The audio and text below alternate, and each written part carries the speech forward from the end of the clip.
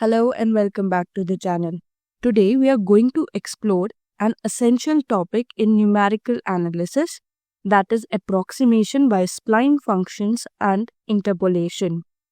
So let's briefly review what we will cover today.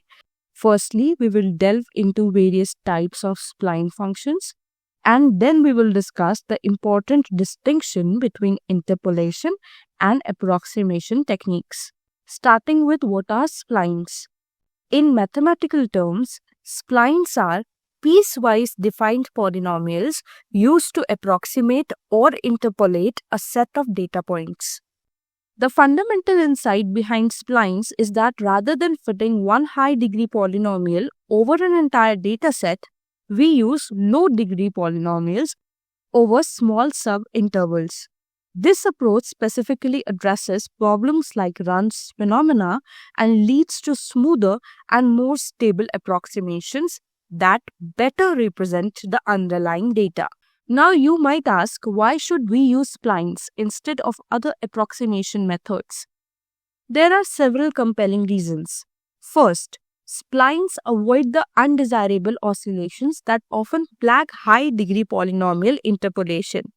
Second, they maintain smoothness and continuity across the entire domain, which is crucial for many applications. And finally, their mathematical properties make them extremely versatile. This is why splines have become important in fields like computer graphics, where they are used to create smooth curves and surfaces, computer-aided design or CAD, where they help model complex shapes, data fitting across scientific disciplines, and various engineering simulations where smooth representations of physical phenomena are essential. So today we will begin our detailed examination of spline functions with first-degree splines, also known as linear splines. These are the simplest form of splines, consisting of straight line segments connecting consecutive data points. So let's say for a set of data points x0, y0, x1, y1 that continues till x and yn, the spline over each interval xi plus 1 is a linear function given as xix, which will be equal to the value as shown in this slide. Now let's talk about the key properties of first-degree splines. Linear splines are continuous across the entire interval, meaning there are no breaks or jumps in the function. However, they are not differentiable at the knots or turning points, which creates visible corners where segments meet. This lack of smoothness is both an advantage and limitation. Linear splines are simple to compute and implement, requiring minimal computation, but they don't provide smooth appearance often desired in many applications. Moving beyond linear splines, we now encounter second-degree or quadratic splines. These use a second-degree polynomial, that is, a parabola, in each subinterval between data points. The significant advantage of quadratic splines is that they provide continuity in both the function and its first derivative. To compute the coefficients of these quadratic pieces, we need to satisfy several conditions. First, the spline must pass through all data points. Next, first derivative at interval knots are continuous.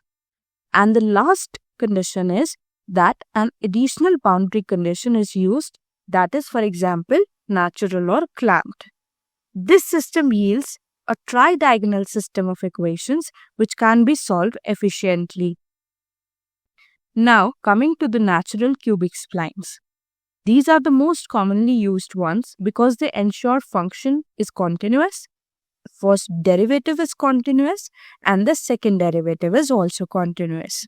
Each spline segment has the form of SIX equals AI plus BI x minus XI plus CI x minus XI square, lastly plus DI x minus XI cube.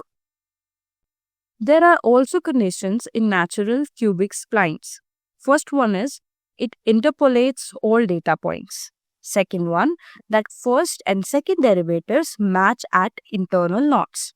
Lastly, natural boundary conditions are there that second derivative at endpoints is 0. That is, s double dash x naught is 0 and s double dash xn is also 0. This gives us a system of linear equations to solve for the spline coefficients. And the result of this is a very smooth curve, ideal for modeling physical phenomena. Last are B-splines or basis splines. So these are generalization of cubic splines. Rather than interpolating the points directly, they construct a basis of spline functions, and the final curve is a linear combination of these basis functions. So the advantages involve local control, better numerical stability, and essential in computer-aided geometric designs. Mathematically, B-splines are defined recursively using the Cauchy-Board recursion formula. So let's say for a knot vector t that starts from t naught and ends at t n plus k plus 1 and degree k, the basis function ni kx are defined as 1 if ti is greater than equal to x and less than to ti plus 1. Otherwise, it will be 0. The formula to calculate nix function is given in this slide. The final spline curve is expressed as Sx equals summation I Ci Nikx, where Ci are the control points for the basis spline. Let's now address an important conceptual distinction, the difference between interpolation and approximation. As you can see in the comparison table, these approaches serve different purposes. With interpolation, our spline passes exactly through every data point. In contrast, approximation aims to capture the trend of the data without necessarily passing through every point, often using techniques like least squares fitting to minimize overall error. When we consider how well each method handles the noisy data, approximation methods generally perform better since they are not forced to pass through potentially erroneous measurements. In terms of flexibility, approximation offers more options for modeling general trends, while interpolation is often preferred for numerical solutions where exact values at specific points are required. So as we conclude to this video, let's reflect on why splines matter so much in computational mathematics and its applications.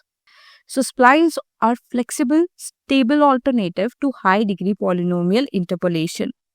They are critical in simulations, graphics, numerical solutions of PDEs and animation.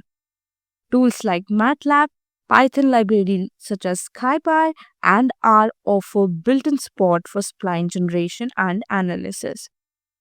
So that's all for this video. In the next one, we will look at the numericals based on this topic.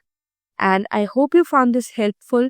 If so, don't forget to give it a like, share it with your friends, and subscribe to the channel to help us grow. And I will see you in the next video. Till then, happy learning!